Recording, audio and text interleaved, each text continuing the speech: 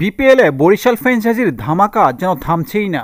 এত বিদেশি ক্রিকেটার থাকার সত্ত্বেও পাকিস্তানের পেস বোলার শাহিন শাহ আফ্রিদিকে নতুন করে দলে বেরিয়েছে বরিশালের ফ্র্যাঞ্চাইজির মালিক।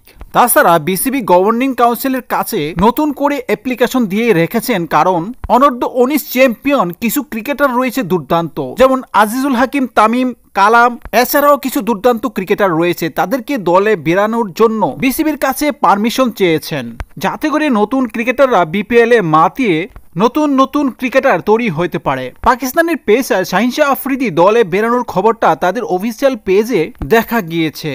24 বছর বয়সী এই খেলোয়াড়কে সরাসরি প্রথম 5 ম্যাচের জন্য চুক্তিবদ্ধ করেছেন, আর পাকিস্তানের ক্রিকেট বোর্ড তাকে 2025 সালের 25 জানুয়ারি পর্যন্ত অন আপত্তিপত্র ছাড় দিয়েছেন। বিপিএলে যতদিন পর্যন্ত কুমিল্লা ভিক্টোরিয়ান্স খেলছে ততদিন পর্যন্ত তারা দুর্দান্তভাবে চ্যাম্পিয়ন হওয়ার জন্য যা করার জন্য তাই করেছেন। তবে এখন থেকে ফরচুন বরিশালকে সেই অব্যাহতি দেখা যাচ্ছে।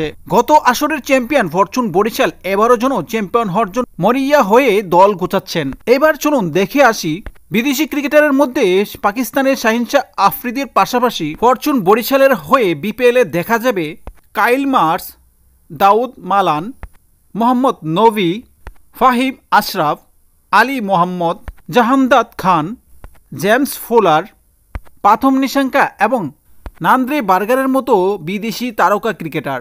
ফরচুন বরিশালের মালিক পেশাদারিত্বের সাথেই দল গোছাচ্ছেন।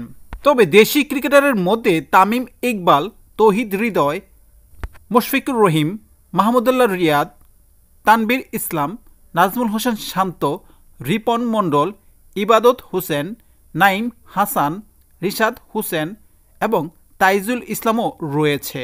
30 ডিসেম্বর থেকে শুরু হতে যাচ্ছে বিপিএলের 11তম আসর। সেই আসরের জন্য শুভকামনা জানিয়ে আজকের মতো এখানে শেষ করছি। যারা এখনও চ্যানেলটিকে সাবস্ক্রাইব করেননি প্লিজ সাবস্ক্রাইব করে নেবেন।